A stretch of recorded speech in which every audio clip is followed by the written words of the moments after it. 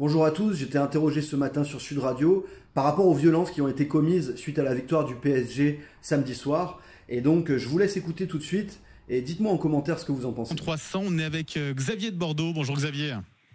Bonjour Benjamin, bonjour. Bon, qu'est-ce que vous pensez de ces débordements, c'est même, il faudrait utiliser un mot plus fort, de ces violences qui ont été éclatées en marge de cette victoire du Paris Saint-Germain? C'est dramatique pour notre pays parce que c'était une fête, ça devait être simplement une grande fête, un moment de rassemblement, d'union nationale autour du PSG, même pour des supporters marseillais qui ont supporté le PSG. Donc c'est dommage que une minorité comme ça gâche la fête en réalité, exprime sa frustration et sa violence. J'ai d'abord une pensée pour les victimes parce qu'on a quand même un jeune de 17 ans et un jeune de 20 ans qui ont été tués, un par coup de couteau et un suite à un accident de scooter. Donc on peut penser quand même aux familles et à ces gens qui ont perdu la vie dans un grand moment qui aurait été censé être un moment de fête, de joie. Et puis globalement, si on prend un peu de recul, on peut dire deux choses. C'est que notre société est de plus en plus violente, de plus en plus intolérante. Il y a beaucoup de frustration. Elle s'exprime au travers de cette minorité, comme je disais, c'est une minorité agissante. Pour reprendre quelques mots que j'ai vu passer sur Twitter ou dans les médias, c'est pas des étrangers ou des immigrés, c'est des Français qui ont foutu le bordel. C'est des gens qui sont juste violents, frustrés et qui profitent d'un moment de liesse généralisé pour en fait essayer de piller ou de foutre la pagaille. Mais Xavier, ça peut inquiéter. Je sais pas, on a l'impression aujourd'hui qu'en France, on peut plus avoir des moments de communion populaire véritablement sans que ça dégénère. Et alors, encore plus, on le voit dans le football. Je sais pas ce que vous en pensez, Xavier.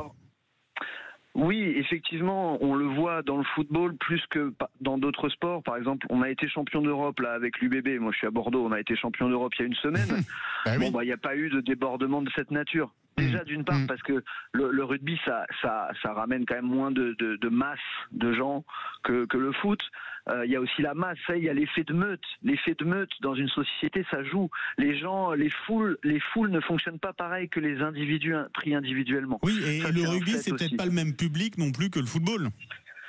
Alors il y a un public qui diffère, mais il y a peut-être un public qui diffère déjà dans sa quantité. Il y a moins de supporters de rugby que de supporters de football.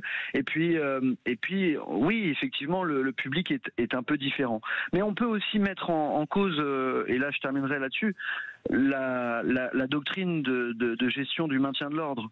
D'ailleurs, on peut faire un parallèle avec ce qui s'était passé. Souvenez-vous, à l'époque, quand les supporters anglais étaient venus au Stade de France pour ce fameux match de foot et que ça avait dégénéré, et en fait, qui avait été Ligue des Champions, effectivement, et qui était responsable de tous ces problèmes, de toutes ces violences qu'il y a eu? C'était à la fois une minorité de violents, de casseurs, mais aussi les responsables de la police nationale, le ministre de l'Intérieur, Gérald Darmanin, qui d'ailleurs l'a reconnu. Oui, qui a reconnu sur votre antenne. Ouais. Il l'a reconnu, il a dit que justement ils avaient commis des erreurs. Au début, ils avaient dit non, nous on a tout bien fait. Non, en réalité, il y a à la fois une minorité de casseurs qu'il va falloir sanctionner très très lourdement. Et là, la justice ne doit pas avoir la main qui tremble. Et par ailleurs, on a une doctrine de gestion de maintien de l'ordre qui en France est quand même très contestable. On l'a vu, je vous l'ai dit là avec la finale de la Ligue des Champions l'année dernière.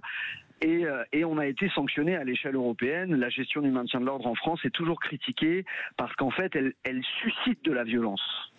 Merci beaucoup. Merci Xavier, vous restez avec nous. Jean-François Aquili, juste un mot par rapport à ce que disait à l'instant Xavier. Notre auditeur a raison de rappeler le souvenir du Stade de France. Il y avait eu des trous dans la raquette en matière de maintien de l'ordre. Là, ce qui se produit aujourd'hui, et c'est, on va dire, ce que font remonter certains policiers et magistrats de toute la France, c'est le niveau de violence accrue de la part des casseurs. Nous sommes passés dans une forme de désinhibition en matière de violences urbaines. La réponse policière, qu'est-ce qu'elle doit être?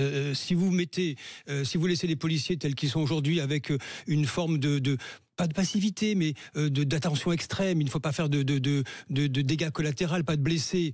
Évidemment que ça laisse libre champ aux casseurs d'une grande mobilité et de se livrer à des exactions en attendant qu'ils se calment. Si vous augmentez le niveau de militarisation et de réponse, on va dire, musclée de la police, vous aurez forcément des dégâts collatéraux qui se retrouveront sur le terrain politique ensuite avec une critique de violence policière en boucle. Il va falloir peut-être à un moment donné expliquer aux Français que face à des violences extrêmes, il faut peut-être une réponse beaucoup plus musclée de la part des forces de l'ordre, ce qui prêtera sujet à polémique. Mais qui sera insuffisante. La réponse ne peut pas être uniquement la réponse sécuritaire. est plus profonde. C'est ce qu'a d'ailleurs rappelé le ministre c'est ce que disait le ministre de l'Intérieur lui-même hier. Oui. Donc c'est du long terme. Hein. Ça agit sur l'école, ça agit sur les piliers des valeurs de la République. C'est du long terme. Il faudra du temps pour essayer de trouver une réponse globale à toutes ces violences.